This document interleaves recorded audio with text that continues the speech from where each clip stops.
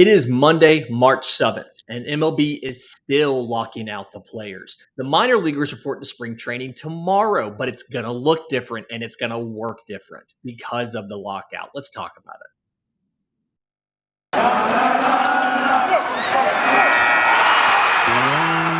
it. You are Locked On MLB Prospects, part of the Locked On Podcast Network, your team every day.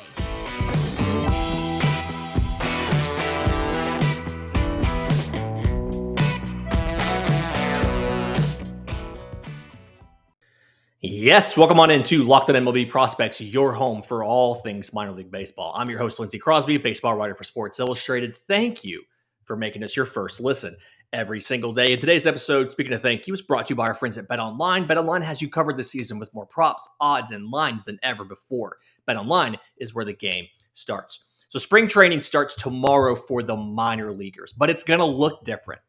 And the biggest reason it's going to look different, obviously, is the fact that any prospect on a 40-man roster cannot report to spring training and cannot play in games until there's a new CBA. You may remember from last week when I briefly talked about this, but just about a third of guys on 40-man rosters are prospects. They're not guys in the major leagues. Major league, you have a 26-man roster. And the reason for that is because of the rules around the Rule 5 draft. So when you, make sure I have my notes correct, when you are drafted, the year you're drafted and signed impacts the timing to go on the 40-man roster. So for the Rule 5 draft, if you were signed under the age of 18, then you have 5 years before you have to be protected from the draft. If you sign 19 or above, it's 4 years before you are signed and protected for the draft. And so the issue here is teams face a decision on certain guys before they're ready to go to MLB. And last year, teams had to make these decisions back in November. The end of the season, World Series is over. The Braves won it. They're champs. We're going to do all of our end of season processing. And one of the things is we have to give you our protection list. Well, usually the Rule 5 draft would have been done in December at the winter meetings. Now it can't happen until the lockout is over. But while there's a lockout, these guys have been training all winter. Some of them went to fall ball. Some of them are going to start playing the year for their minor league teams, and they can be scouted and they can be watched. But the guys that can't be scouted and can't be watched are the guys on 40-man rosters who are prospects. 37 of the top 100 are not going to be able to go to minor league spring training and are not going to be able to play minor league games despite not being MLB players. They're in the minors. Now, you can split these guys up in some groups. So group one is guys that are technically still prospects, but they were going to be in the big leagues this year. Like a Rays pitcher, Shane Baz. He started playoff games. He was going to be in MLB all year unless there was service time chicanery. Keibert Ruiz, catcher for the Nationals. He was going to be in MLB all year. Reed Detmers, pitcher for the Angels. He was going to be in MLB all year.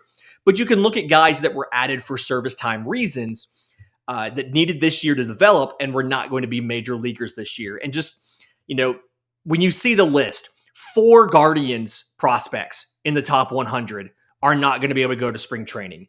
3 Pirates, 4 Twins, 3, it affects not every single team, but just about, most of the teams are affected by this. And there's some guys who I can kind of think about off the top of my head that needed this year development that aren't going to get it. So Royce Lewis of the Twins, shortstop, third baseman, number 1 overall in 2017. You remember he struggled in 2019, kind of broke out in the AFL, right? So that 2019 at Arizona Fall League had a great year in the Fall League. And then 2020 lost the season due to COVID. And then he tore his right ACL and he lost 2021. So they've had to make a decision on him to protect him. And by putting him on the 40-man roster, they haven't seen him play baseball in 2 years. He's a guy that needs reps, needs to be able to play. He needs to go to spring training. He needs to go play in games every day. He's not going to be able to do that because he's on the 40-man roster. Jays catcher Gabrielle Moreno, 2016 IFA. Lost the back half of 2019 with a broken thumb. Looked really good in the fall league in 2019 as well. Lost 2020 to COVID. He's a guy like you want to see him get more high-level at-bats against the pitching. You want to see him get more. We talk about with catchers all the time. You want to see them get as many reps as possible, calling games, handling a pitching staff, and all of that. He's a guy that can't do any of that. And there's a chance he may get called up to start in Toronto despite having not gotten that time this spring to acclimate. So it's a situation where, again, he's really hurt by being on the 40-man and not being able to go to minor league spring training. I mentioned the Guardians had 3 guys. The big one I think about, Brian Rocchio, 2017 IFA. And again, same thing. He's a guy, he needed time at AAA this season to mature so that he could make his debut in 23. I mean, not being able to play until the lockout's over, it feels like to me, now you're in a situation, assuming the service time rules don't change, which we haven't heard anything about them changing, you very much can see a very realistic scenario where Cleveland starts next year off with him in the minors and says, we lost so much development time, we need a little bit more time with him on the farm to get him ready to be our everyday shortstop. And he gets called up next year right after the Super 2 deadline. Convenient how that happens so often. The Royals, MJ Melendez and Nick Pratto, both guys had bad 2019s. Lost 2020, had good rebound 2021s. You need to see more. You need to see them play this spring so you know where they are and you can correctly. We've had bad seasons from these guys. We've seen good seasons from these guys. I personally think they're more the 2021 guys than the 2019 guys. But you can't watch them do it. You can't actually see that happen. And then the biggest one, the biggest just absolute theft of the joy that we get to watch is Julio Rodriguez, outfielder for the Mariners. I mean, he is a superstar in waiting. He's got the skill set. He's got the tools. He's got the personality. I mean, he's going to be the face of the franchise for Seattle for a long time. And he went into the Dominicans Olympic squad and he competed there. But like this year was supposed to be the year where he maybe started off in AAA for a little while. And then he went from there to the big leagues and started crushing it. And now he has to wait. And so, and all of these guys, not just the 37 in the top 100, all of these guys who are prospects who can't go to spring training yet. The Marlins have 2 pitchers. The Braves have Pache and Waters, the outfielders. Like they can't go. And so the big thing I think about is all of this stuff is happening right now. They're on the 40-man roster because of the Rule 5 draft. And in just a minute, I want to tell you why maybe we should just cancel the Rule 5 draft. But first, today's episode is brought to you by our friends at BetOnline. So football is over for the season. It is done. Basketball is in full steam for both pro and college hoops. So for the latest odds, totals, player performance props, all the way to where like fired coaches are going to go and stuff. BetOnline.net is your number one spot for all your sports betting needs and is the best spot for your sports scores and news this season. So not just basketball, BetOnline.net has hockey, has boxing, has UFC. So head to the website today or use your mobile device to learn more about the trends in action because BetOnline is where the game starts. So the Rule 5 draft is the big issue here. We've already seen reports out that scouts are getting banned from backfields, that when spring training opens tomorrow, scouts are not going to be allowed to attend and roam the backfields like they usually do. Minor league spring training games are going to start in a couple weeks. And so then you would presume that scouts will be able to come in because they can just walk in with the fans. You're not going to ban fans. That would be the worst look right now for MLB is to ban fans from coming into parks. But so many teams have already said, like, no, we're not allowing scouts to come in. And that's because the Rule 5 draft. So the way the Rule 5 draft works, I mentioned it in the first segment, but you have to make a 40-man roster decision. If a guy signs age 18 or below, you have 5 years from when he signs to make the decision. If he signs at 19 or older, you have 4 years. At the end of that time, you have to either put him on the 40-man roster or leave him unprotected. And so if you leave him unprotected, other teams can go out and take that player in the Rule 5 draft. Now, when you do that, you have to, one, you have to pay $100,000 for that player. And then two, you have to keep him on your 26-man roster all year unless he's on the injured list. If you are to get rid of him, he's subject to waivers. You have to offer him back to his original team for $50,000 and all of that. But we've seen, in recent years, we've seen a lot of guys go in the Rule 5 draft. Last year, Garrett Whitlock and Akil Baddoo. I mean, the Tigers got a starter. Didn't start the whole season, but the Tigers got a starter from the Rule 5 draft. Garrett Whitlock, an important piece of that Red Sox team that went pretty far in the playoffs, came from the Rule 5 draft. And there's like certain benchmarks you can look for a player to be successful when you're trying to select Rule 5 guys.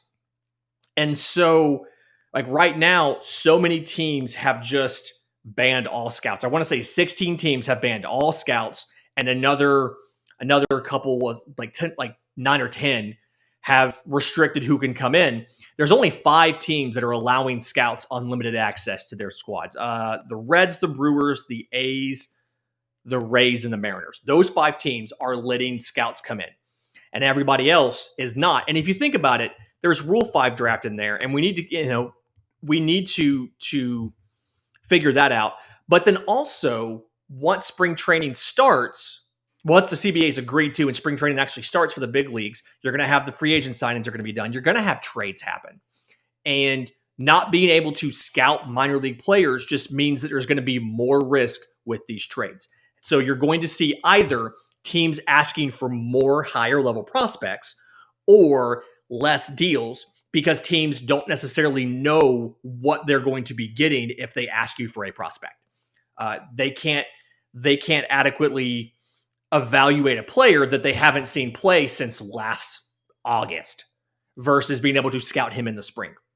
So what I want to do, cancel this year's Rule 5 draft. There was something from Jeff Passan at ESPN. There was something from Rosenthal at The Athletic talking about MLB teams have asked MLB, can you go ahead and do something like this? Now, it is subject to MLBPA approval, but I feel like you're probably going to get that because, because as of now, it's not going to work well.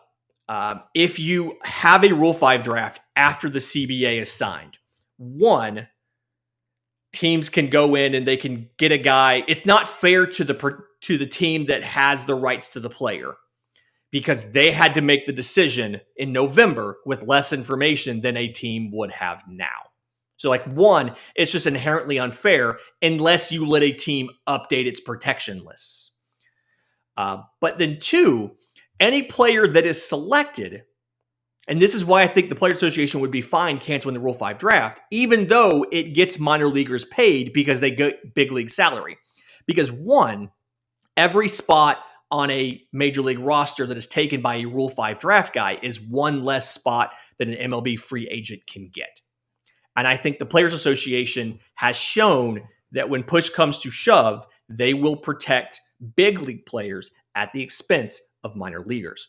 But the other reason why I think the MLBPA would probably be fine with allowing the Rule 5 draft to not happen this year is because a player selected in the Rule 5 draft is now subject to a shortened spring training. You only have 3 weeks. And so you are trying to earn an opportunity to stick on that roster and have a actual role on that team all season. And you now, instead of 6 weeks of spring training, you get 3. You didn't get a chance to join your organization in January and go to a mini camp and meet the coaches and start hitting and doing all of that stuff. You only have this shortened period. I mean, we've been talking about when the CBA signed, it may be 2 weeks and we're into spring training. And so you have a very limited time frame to make this happen. And so to me, the logical explanation or like the logical course of action is cancel this year's Rule 5 draft. I think the players would be okay with it. The organizations don't want to have it.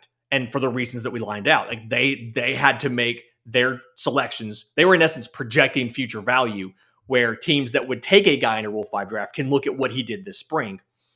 And then our friends at MLB Advocates, advocates for minor leaguers, who is going out there and has been in front of all of the stuff, the housing policy, everything else. Go out, support Advocates for Minor Leaguers. You can follow them on Twitter. I think it's at MLB Advocates. But they put out a statement about this too. They said after 4 years in the minors, players should be free agents. MLB teams should be paying minor leaguers themselves, not each other, for player services. And if you think about it, they got a point. Right now, if you remember from I think it was a couple weeks ago, we talked about when you sign that uniform player contract, you are bound to that organization for 7 seasons. The Rule 5 deadline for you, either 4 or 5 years, is when your team is having to make the decision, do we think this guy can contribute to our big league ball club?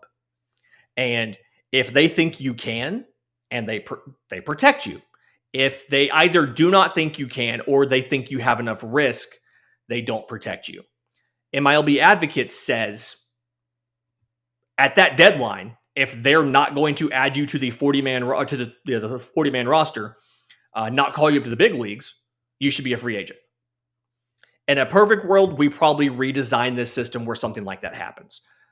Right now, obviously, once they make that decision at either 4 or 5 years, they still have you until 7 years in the minors. And then when you come up to the big leagues, they have you for another 6. So if you're 20 years old, theoretically, they cannot call you up until you are 27. And you don't reach free agency until you are 33. And we all know that what MLB does not do is they do not give incredibly long, incredibly huge contracts to over 30 players anymore. It just doesn't happen. And so I see their point of saying, hey, take that 4-year or 5-year decision point. And I think where that messes you up, and this is probably another show, I think where that messes you up is international players, because the roster timeline really doesn't work out. I think that's going to be a different show, but I want to break down the roster timeline when it comes to Rule 5 and when it comes to the protection decisions and how players, especially international free agents, are really kind of hurt by that. But in just a minute, I mean, I am really curious about the logistics of how spring training is going to work, because I don't know if you can have that many teams in that few places. And I'll tell you what I'm talking about in just a minute. But first, today's episode is brought to you by our friends at Built Bar. Built Bars are the protein bars that taste like a candy bar. They are better than candy bars. They are better for you. All Built Bars covered in 100% real chocolate. The puffs included. The puffs are protein-infused marshmallows. These things are fantastic. The flavors on these: coconut marshmallow, churro, banana cream pie, fantastic stuff.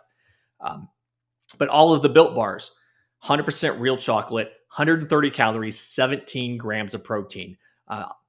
I go to college baseball games right now. That's all that I have to do. And I stash these in my pockets. I stash these in my bag. If I need to pick me up at the ball game and I don't want more popcorn, more sodium-laden popcorn and hot dogs, I pull out a Built Bar. So go to Built.com, check out all the flavors that they have. There's a lot of really good ones. White chocolate cookies and cream was the new flavor for the month of February. I haven't seen what March's is yet, but they've got like coconut almond, cherry barcia, mint brownie, peanut butter brownie, all that great stuff. You can see that at the website, the regular flavors and the new flavors. While you're there, use promo code LOCKED15 for 15% off your order. That's promo code LOCKED15 at Built.com. And today's episode is also brought to you by our friends at Rock Auto. And anybody who's a car person knows there's tons of makes and models and manufacturers of cars. And there's no way your local chain auto parts store is going to have everything they need back in the shelves, which there's never any light back there behind them in those shelves, yet they somehow know where everything is and can find everything. It's wild to me. But you can't find what the storage shelf doesn't have. And there's so many parts for cars now that there's no way they're going to have everything in that store. So they're going to have to order it for you anyway. If they are already ordering for you, just go online to rockauto.com. Do it there. RockAuto.com is a family-owned business that's been serving DIYers for 20 years. Reliably low prices, everything you could ever need. I actually was looking up, I noticed a chip in my car's paint the other day, and I pulled up the manufacturer, the make, model, the year. It showed me all the paint colors. It showed me where to go to on the car, on the sticker, to find the paint code. I put that in. It showed me this is the touch-up paint for your car with the sealant and everything. Here's the kit. Boom, done. Super fast, super easy. I called the dealership to ask how much that would be, and I got a price a lot higher than what I got from Rock Auto. So go to rockauto.com right now and see all the parts available for your car or truck. Right, Locked On in the How Did You Hear About Us box, so they know that we sent you. Amazing selection, reliably low prices, and all the parts your car will ever need at rockauto.com. The big thing about spring training is once the CBA is signed, obviously you're going to have that 2-week sprint where the free agent signings happen, the trades happen. The Braves are either going to re-sign Freddie Freeman or they're going to trade for Matt Olson or something like that. You've got guys who have to work out their visas. If you don't have a start date for your job, you usually can't get a visa to come to the country. So a lot of international players are going to struggle to get in on time to make the first day of spring training when they have 10 days notice on when it is. But there's a couple questions we have about minor leaguers and how this is going to work. And the first one is guys who signed a minor league deal with an invite to major league spring training. What's going to happen to them? Because you signed a minor league deal, so they can go to spring training tomorrow. They can report to spring training. They'll be at AAA, obviously. And we already talked about how AAA rosters are going to be decimated because you're going to have so many AAA top prospects on 40-man rosters. So you'll see aggressive promotions. You'll see more guys taking minor league deals and, maybe out of independent ball and things like that. But a guy who signs a minor league deal with an invite to major league spring training, what does he do when major league spring training starts a month into the minor league season? Does he leave the minor league team to go to spring training to try to, in that 3 weeks, try to compete and earn a starting spot? Like, do you have a realistic chance at making an impact and earning a job in that 3-week period? And then the thing to think about is, if you'll remember from some of our conversations, major leaguers and minor league, both of them are not paid in spring training. They get a per diem to cover food and stuff, but that's it. They usually have a place to stay too, but they're not paid in spring training. So your minor league free agent, your guy who signs the minor league deal with an invite to major league spring training, he's not making a ton of money. And now he has to leave his minor league team to go to spring training, not get paid for it, try to earn a big league job in that compressed time frame. And if he can't, then go back to the AAA team. It just seems like we don't know what's going to happen. We haven't seen a situation like this where it was an owner-instituted lockout into the beginning of the season with all of this. We don't know what's going to happen. So in 2020, we didn't have to deal with this because there were no minor league teams. There were no minor league seasons. So don't know what's going to happen there. And then the other thing that I don't know about is Low A uses spring training sites. So Low A Southeast, all of the teams but one share the park with the major league organization's spring training site. So how does that work? Do you kick minor league teams to the backfields so the major leaguers can play in the stadium? Do you put the major leaguers in the backfields and let the minor leaguers play in the stadium with cameras and TrackMan and everything? You either lose on, and these teams, this is legitimate revenue they're going to lose. They make money off spring training games. So they're going to either hurt the attendance and the visibility of the team that is there most of the season in rookie ball or low A, or they're going to be hurt by sending the major leaguers to the backfields because, and then obviously now you don't have the same amount of data collection. You don't have the TrackMan. You don't have the Rapsodo. You don't have the high-speed cameras and everything to watch guys and see how they're doing as they adjust from the extended layoff. The coaches haven't seen them. The medical staff hasn't seen them since December. So interesting kind of thing there. And Jupiter, Florida is going to be really interesting to me because Jupiter, Florida has the Marlins and the Cardinals. That's their spring training site. That's also the their extended spring training site.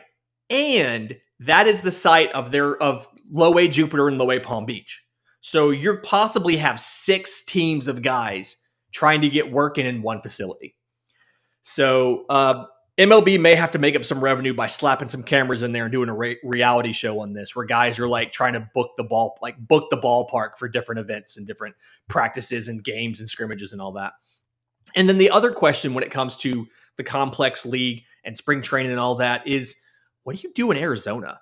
Arizona is hot in the summer. Like it feels great in March. It's fantastic in March. In May, it's 100 degrees. In June or July, it's 115. And if you listen to last Tuesday's show, you'll know that I told Josh Neighbors of Locked On Nationals, my prediction is our season starts like July 1st. I hope I'm wrong. But like, think about doing spring training in June in Arizona. It is going to be incredibly hot. So do you send, like, even if you move games to the night, all your morning work is still going to be hot and uncomfortable. It's still going to be hot for those games. So you've got guys that you, again, haven't seen since December. You're trying to make sure they're in playing shape. They're also sweating their guts out over here because it's 110 degrees, even if you play at nighttime. Do you send them back to the big league cities and then institute travel for other organizations to come play them? I think it was 2020. A lot of them were at their major league parks. And then you got maybe a couple games against one of your geographically closest opponents. And then the season started. And you saw, honestly, how bad some pitchers and hitters looked when the season started, because they only had 3 weeks and they didn't get a lot of outside work in before the pandemic season started. So what do you do there? I don't really know. More of the unknowns. And even though our spring training is starting tomorrow, we're still impacted by this lockout and we still have questions. If you have questions for the show, reach out to me. I'm on Twitter at Crosby Baseball. The show's on Twitter at Locked On Farm. You can email us at lockedonmlbprospects@gmail.com. We do mailbags at least every other Monday. We do have one coming up this upcoming Monday, so send your questions. If you're watching on YouTube, thank you. Doing us a favor and liking the show, subscribing to the channel really does help us a ton. It would mean a lot to me. Thank you. If you have questions, send those to us. We're going to be doing that later this week. We've got some great stuff coming. We're talking to our friends from Locked On Rockies. We're doing another College Baseball Tuesday. Really excited to talk to one of the top guys on the college baseball home run leaderboards, Brad Malm of the University of Albany baseball team. They're the Great Danes. Got some great stuff coming this week. But until then, this has been Locked On MLB Prospects.